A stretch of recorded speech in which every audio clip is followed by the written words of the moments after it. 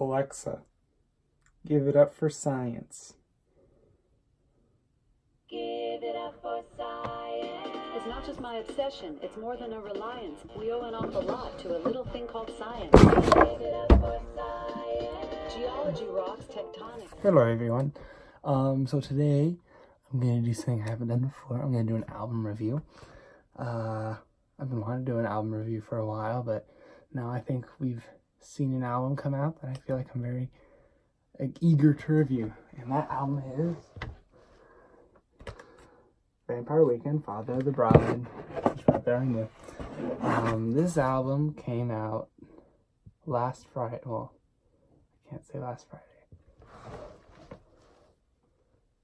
May 3rd. Came out May 3rd, and everyone was kind of interested in this album, I think, with the amount of singles that came out. 6 singles. Each time it was 2 singles released.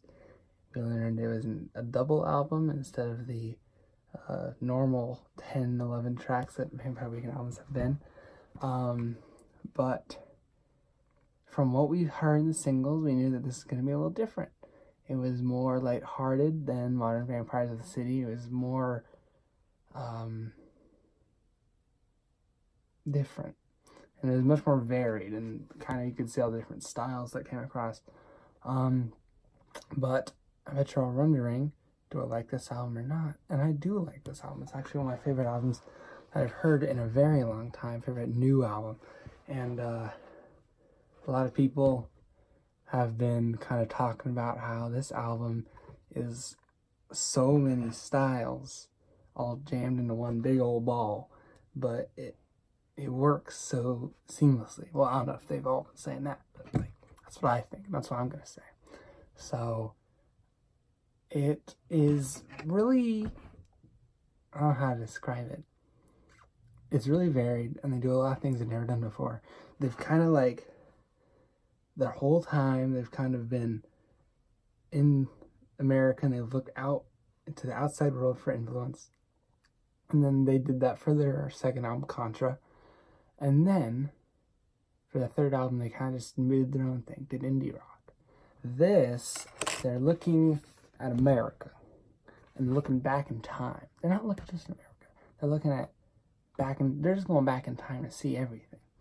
And they're doing older stuff. They're doing things based on the rock greats, rock classics, old American styles. There is some more foreign influences than Modern Vampires of the City. And I'd just like to talk about some of the songs. So, the first song, which is Hold You Now, is one of the 3 duets with a member of Haim, and it's a country song. And, I mean, I think everyone can tell it's a country song. There's all the or whatever that is, the slide. And it's a little different than your normal country song, though, because it kind of has a unique structure where he sings on the line with the guitar, and then just kind of stops. He sings again, and there's a beautiful choral line from a movie. It's a really beautiful song. Gives you the emotions. And then she sings, pause, she sings, choir, and then it's over. And then you go to Harmony Hall, which is a great song. Then, which, I don't know, I'm sure everyone has their opinions about Harmony Hall. It's been out for a while. I just it's the longest song on the album. Definitely has a good amount of complexity in the way it's made. Anyway, the next song, which is Bambina, is the second shortest song on the album. It's kind of a cute song. It sounds like one of their older things because it kind of has a peppy little, cute little kids going to college singing about love. And then the next song was This Life, which is Brown Eyed Girl. Everyone knows it's Brown Eyed Girl. But it's really good, and good lyrics. All these songs have great lyrics. Next, Big Blue, another single. Not the best song, but it has a good Beatles influence. I like that. It's also a short song, so it's not it can really be the best song. How Long, interesting song. Kind of cool little chorus. It's how long? And then you're yeah, it's pretty cool.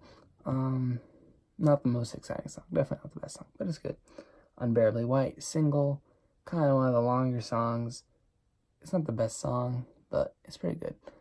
And I think you can kind of, has a nice little thing, like a little synth or something. Sounds like an erhu. I don't know, I think it'd be cool if they played an erhu, because that's a cool instrument. And then Rich Man kind of has like a sample of some guitar folk. Sounds like ukulele kind of, but not, because ukulele is pretty bad. But I'm glad they didn't use ukulele. And it's a cute little song. It goes from like 10 to billion. And it just kind of talks about like odds and various things that he's lucky to have you and to be happy. So that's a cute song. Married in a Gold Rush is another country-ish song, less country than the other one, although the lyrics are definitely country-like, because they're like talking about the midnight train and the other things. It definitely sounds country. Again, with Danielle Haim. Fun song, not like the most exciting song, but it was good.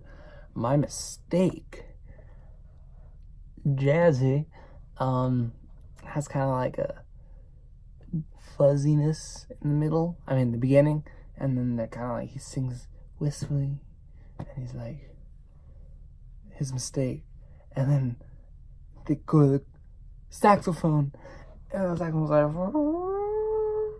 and then it's just like, and there's people going like, it goes like, boop, and then he starts singing again, and it's like, that's pretty experimental, Ezra. Yeah, it's a pretty cool song. It also sounds cool. Then Sympathy, which I think is one of the best songs, is very exciting. Probably the most exciting Vampire Weekend song ever made, because it's like, and it kind of has like a good beat. So, and then there's like the up, and it's like clapping, and it'll break down, and you're just like, and then there's like a little guitar, and it's like, and then it's like when he starts singing about like sympathy or whatever, and there's this thing that's like, and like it's like a weird flute, but like I love that sound. I don't know, I feel like I recognize it from somewhere, but I like it, and I wish they did more of it, because they only do it for like a second in the middle, and then like they do it a couple times at the end. But I wish they did more of that sound. This is a cool sound. So yeah, Sympathy, good song. Apparently it was about how like Christianity and Judaism didn't like each other first, and then they're like me, and then all of a sudden like Islam showed up, and they're like, and then Islam was like, why? So yeah, that's, pretty deep lyrics, and a lot of the other songs about religion too, kind of like the last album. Sunflower in the Morning is people think, okay, I listen to a lot of psychedelic music and Animal Collective and weird stuff, and like the weird vaporwave and the weird stuff, and I feel like I've been desensitized to weirdness, because everyone's like, Sunflower is so weird. And I'm just like, no, it isn't. This is like it's just a song. I don't see what's so weird about it, because like his and I'm like, just listen to some Animal Collective, and that will sound like not weird, because I think it's completely normal. But anyway, it's a short song, kind of like weird on, does kind of lack, I feel. It's not my favorite song, kind of a weird single, but Flower Moon is a better song. Also has Steve Lacy on it. It kind of has like a auto-tune or whatever. They kind of like doing auto-tune, but they're kind of doing it a cool way. That's one of the things. For an album with this many genres on it, I was scared they'd try to incorporate rap. They didn't. I think at the end of How Long, there's a little bit like trap-influenced hi-hats in the background. It's like, and like, I don't know whose idea that was, but even there, it was kind of weird. But yeah, fortunately, Ezra isn't rapping, or there's no like guest rapper, because that'd be horrible. yeah, Flower Moon, cool. Auto-tune, Steve Lacy singing. Steve Lacy's on Sunflower. It's a good song. 2021 is cute. And it has a nice little like boing, boing. And then they got the singing. It's so sweet. And then yeah, it's just a cute song. Shortest song on the album, but definitely one of the best songs. We Belong Together is kind of another cute song, I guess, but it's longer. It's another duet with Daniel Haim. It's like pots and pans, bings and bands, pigs and pans. We go together like you and me, everybody you see. And it's like cute, you know? And then Stranger is not the best song.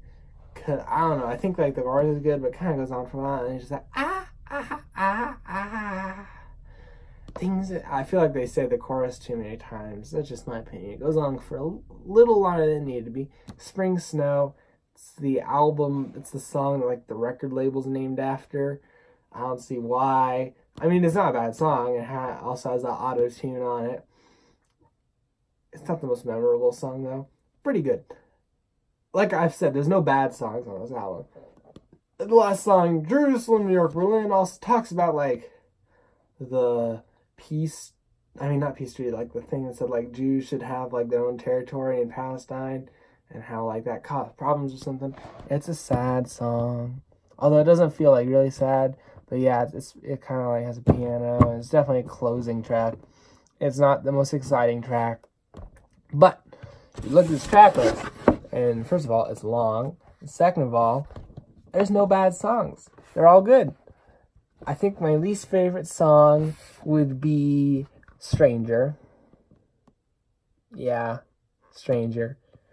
And then Spring Snow, I didn't hate it, but it wasn't very exciting. Favorite songs, Hold You Now, Harmony Hall, This Life, Rich Man, My Mistake, Sympathy, Flower Moon. Which is a lot. And those are my top songs. But everything's good. There's nothing here on here that's like horrible. Or not horrible, bad. Everything's good. Everything's listenable. I think it might be the best Vampire Weekend album ever.